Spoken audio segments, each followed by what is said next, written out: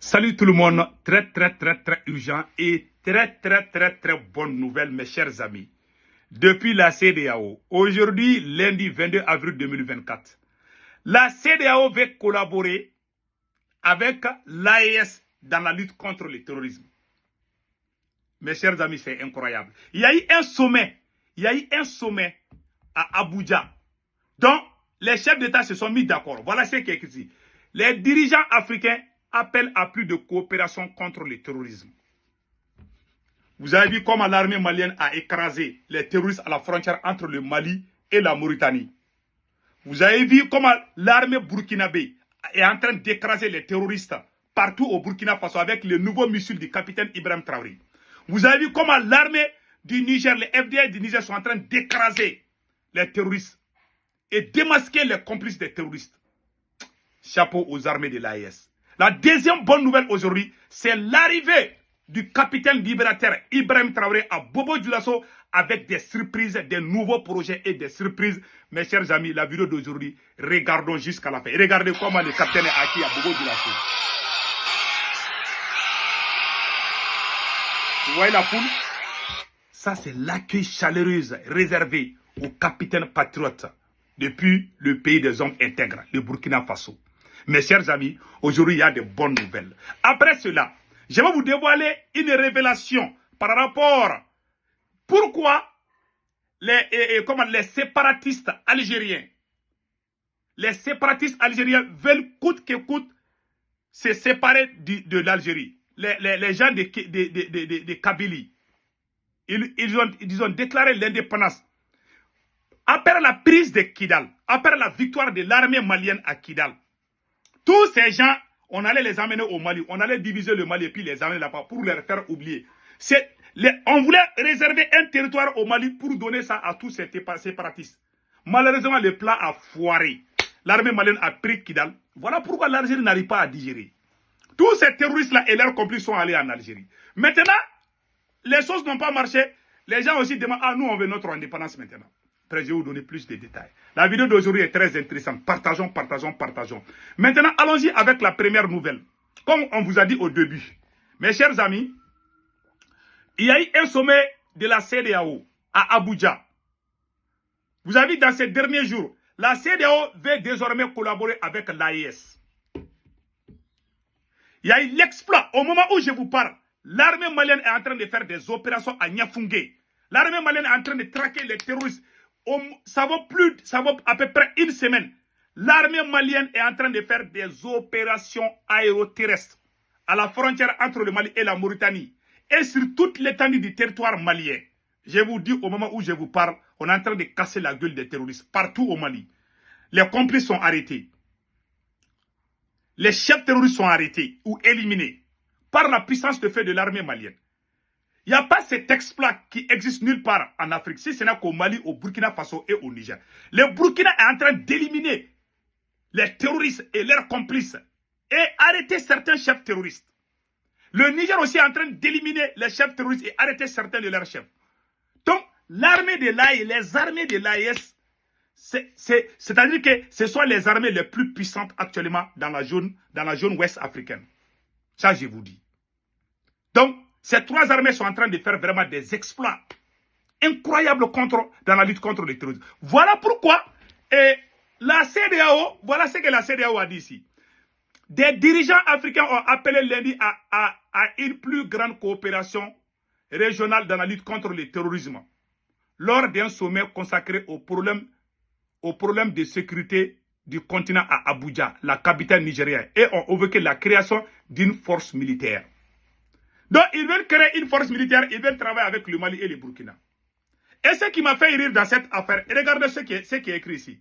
Selon BBC News Afrique, un sommet sur la lutte contre le terrorisme se tient à Abuja, la capitale du Nigeria, pour adopter de nouvelles mesures de lutte contre le terrorisme.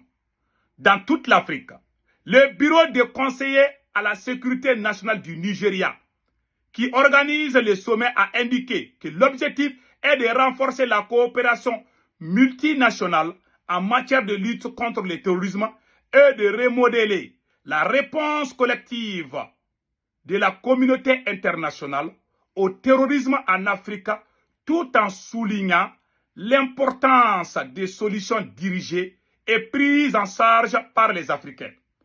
Plusieurs pays africains, dont le Nigeria en particulier, sont confrontés de la lutte. Voilà. Ce qui m'a beaucoup plu, tout dirigeant, toute décision, tout en soulignant l'importance des solutions dirigées et prises en charge par les Africains. C'est-à-dire, la CEDEAO ne veut plus prendre des leçons auprès des Occidentaux. La CEDEAO veut collaborer avec les pays africains et dans la lutte contre le terrorisme, désormais, le Nigeria veut que les Africains eux-mêmes travaillent ensemble pour trouver la solution et non l'implication. Parce qu'ils ont compris, le Nigeria a compris maintenant qui est derrière, qui sont derrière ces terroristes. Le Nigeria a déjà compris. Et le Nigeria a pris sa dose. Il y a une autre chose que vous n'avez pas remarqué peut-être. Depuis que Bazoum a été chassé, l'économie nigérienne, est, comment on appelle là, l'économie nigérienne a chuté.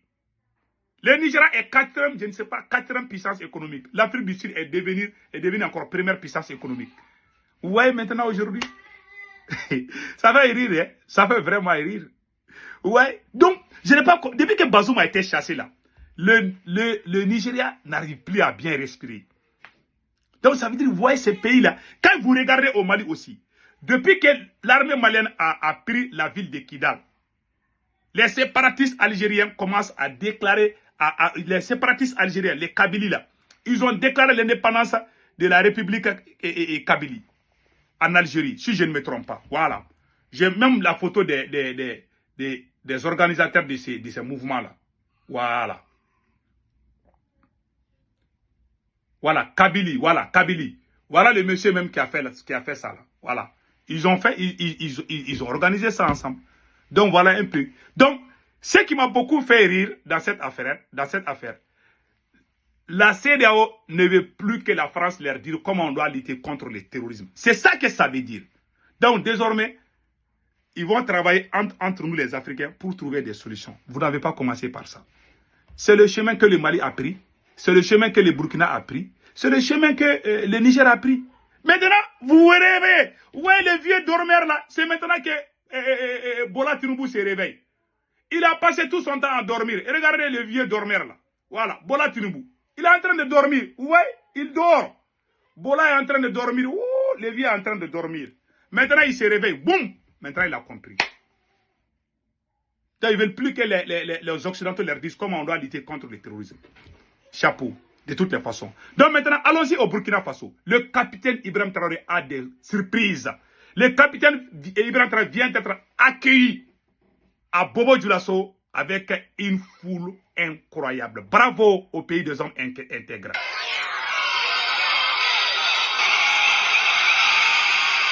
Ça, c'est à Bobo Dioulasso.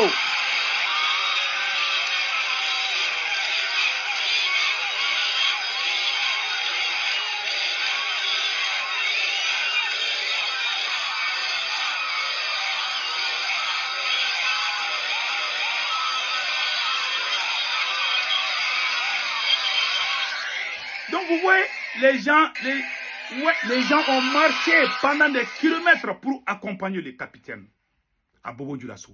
Voilà la surprise de la visite du capitaine à Bobo Dioulasso. Voilà ce qui est écrit ici. Le président et capitaine Ibrahim Traoré, chef de l'État, est arrivé ce lundi 22 avril en début d'après-midi dans la ville de Sia, où il présidera la cérémonie d'ouverture de la 21e édition de la Semaine nationale de la culture. La présidence a également indiqué qu'au cours de son séjour dans la région des Hauts-Bassins, le capitaine Ibrahim Traoré va aussi présider les cérémonies de lancement des travaux d'aménagement et de bitumage des voiries dans la ville de Bobo Dioulasso et des travaux de réhabilitation de bitumage de la route nationale numéro 08 Naomi Oradora, Koloko, frontière du Mali. Le chef de l'État procédera également à la pose de la première pierre du complexe industrie textile des forces du Burkina Faso, Tex Force BF, et l'inauguration d'une unité agroalimentaire de production d'huile alimentaire à Aloundé. Tout commence à Bobo Dioulasso. Le capitaine Ibrahim Traoré a eu droit à un bain de foule qui l'accompagnait. Donc, il y aura une usine qui va fabriquer désormais des tenues militaires au Burkina Faso. Bravo et chapeau au capitaine Ibrahim Traoré. Merci à mes frères et sœurs du Burkina Faso. Merci à la population de Bobo Dioulasso et à tous mes frères et sœurs du Burkina Faso. Que Dieu bénisse le Burkina. Ciao, ciao.